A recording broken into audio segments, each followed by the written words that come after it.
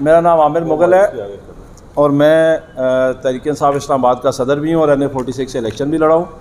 और हमारे तीनों मैंने आलमोस्ट 45-50 हज़ार की लीड से जीते हुए हैं। और अभी जो इन्होंने फॉर्म 45 जारी किए हैं इलेक्शन कमीशन में, वो इन्होंने बेसिकली हमारा रिज़ल्ट स्विच कर दिया है। जहाँ मेरे 400 वोट हैं वहाँ मेरे ओपोनेंट के 400 कर दिए हैं, जहाँ उसका 100 वोट है वो मेरा 100 कर दिया है। वो तो खैर ऑडिट रिपोर्ट में आपके सामने इंशाल्लाह 1-2 दिन में पेश करूँगा। और अभी जो हमने कल एक पीसफुल मुजाहरा किया उसके बारे में अली बुखारी साहब ने आपको डिटेल बताई है कि हमारे साथ ही जमात इस्लामी का भी एक मुजाहरा हो रहा है। और ये दफ़ा 144 इतनी सियानी है कि ये सिर्फ आके तहरीक इंसाफ वालों पे लगती है। और हमारे साथ जो बिल्कुल हमसे कोई हार्डली 200 या 300 मीटर दूर जमात इस्लामी का मुजाहरा हो रहा था, उस पर ये इसने अट्रैक्ट नहीं किया। और इसमें मेरी आप मीडिया वालों से गुजारिश है थोड़ा इसको भी हाईलाइट करें। और एक और जो उन्होंने FIR में लिखा है कि हम असला लहरा रहे थे, तो हमारे सामने तो आपके सारे कैमरे मौजूद थे, तो कोई एक क्लिप दिखा दें मेरे हाथ में कोई असला था या अली बुखारी साहब के हाथ में कोई असला था या शुएब शाहीन साहब के हाथ में कोई असला था या हमारे साथ किसी गार्ड के हाथ में कोई असला था। तो ये भी उन्होंने झूठ FIR में लिखा है। एक पॉइंट की तरफ मैं आप साहब की तवज्जो जो है डाइवर्ट करवाना चाहता हूँ। 8 फरवरी को इलेक्शन हुआ है और ये बड़ी ख़ास बात है, आपने इसको थोड़ा सा मीडिया वालों से मेरी गुजारिश है इस पर गौर करना है। 8 फरवरी को इलेक्शन हुआ है और 7 फरवरी को पिशीन में एक धमाका होता है और उस धमाके में 28 बेगुनाह लोगों की जानें जाती हैं, 28 लोग शहीद होते हैं। उसको जवाज़ बना के इन्होंने 8 फरवरी को फ़ोन बंद कर दिए। एक तो मैं आप मीडिया के तवसत से इन सब से ये क्वेश्चन करना चाहता हूँ कि आपको पाकिस्तान की तारीख़ में कोई ऐसा वाक़या बता दें कि इस तरह कोई धमाका हुआ और उससे अगले दिन आपने पूरे पाकिस्तान के फ़ोन बंद कर दिए हों। अब मैं आपको इसकी असल वजह बताता हूँ। आप इलेक्शन कमीशन की वेबसाइट को खोल के देख लें, उस पर लिखा हुआ है और सारा जो प्रिजाइडिंग ऑफिसर्स का मैनुअल है वो आप चेक कर लें, मैं आपसे शेयर भी कर सकता हूँ। उसमें लिखा हुआ है इन्होंने 36 करोड़ रुपये का एक सॉफ्टवेयर ख़रीदा था जिसके मुताबिक तमाम प्रिजाइडिंग ऑफिसर्स ने एक मोबाइल एप्लीकेशन के ज़रिए अपने जो तमाम रिजल्ट्स हैं वो ECP को और अपने रिटर्निंग ऑफिसर्स को भेजने थे।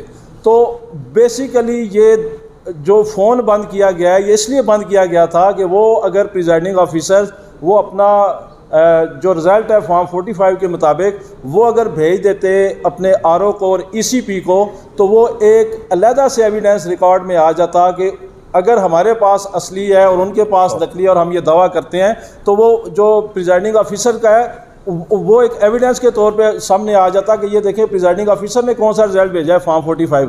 तो ये बेसिकली उसको रोकने के लिए फ़ोन बंद किया गया। और अब हमारा ये शुबा है कि फ़ोन बंद करने के जवाज़ के लिए वो 28 लोगों को बेगुनाह लोगों को जो शहीद करवाया गया है, इसका ज़िम्मेदार भी वो जो काकड़ है वो है और उस वक्त का वज़ीर दाखिला और इलेक्शन कमीशन ऑफ पाकिस्तान इनके साथ मुलव्वस है। तो जब कभी भी हमारी ये गवर्नमेंट आएगी तहरीक इंसाफ की, तो हम तहकीकात करवाएंगे उस 7 फरवरी के धमाके की भी, और खामखा इसमें मुलव्वस होगी ये निगरान गवर्नमेंट, क्योंकि 28 बेगुनाह लोगों को शहीद करके उसको जवाज़ बना के अगले दिन फ़ोन बंद किया गया।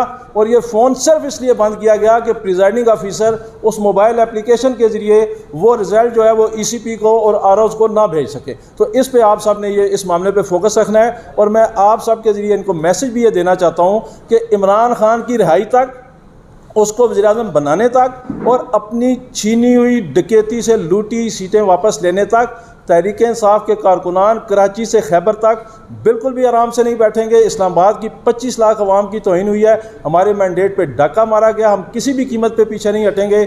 और तुम जितनी मर्ज़ी तुम हमारे ऊपर पाबंदियाँ लगा लो, तुम जितने मर्ज़ी FIR दे लो, तुम जितने मर्ज़ी जुल्म व सितम कर लो, ये अवाम ना तुम्हारे जुल्म व सितम को मानेगी, ना तुम्हारे पर्चों से डरेगी, ना तुम्हारी गिरफ्तारियों से डरेगी।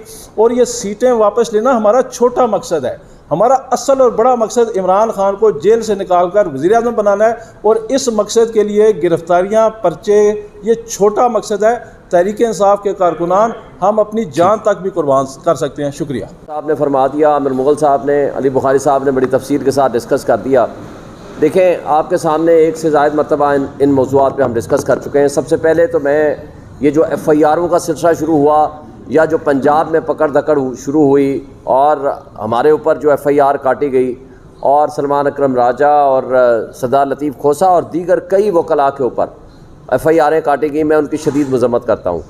पिछले हफ्ते जो हमारा एहतजाज हुआ था, इस हफ्ते को छोड़कर उससे पिछले हफ्ते, आपको पता है कि रहीम यार ख़ान में हमारा एक कारकुन शहीद किया गया पुलिस कस्टडी में। दूसरा हमारा कारकुन अहमद शाह को लाहौर में शदीद तशद्दुद करके बेहोशी के आलम में हॉस्पिटल छोड़ गए और फिर अल्लाह ने ज़िंदगी रखी थी कि वो बच गया। ये वही ड्रामा रिपीट किया जो ज़िले शाह की सूरत में उन्होंने किया था। ज़िले शाह के ऊपर 60 के करीब उनके जिस्म के ऊपर तशद्दुद के निशानात थे, ये मेडिकल रिपोर्ट है।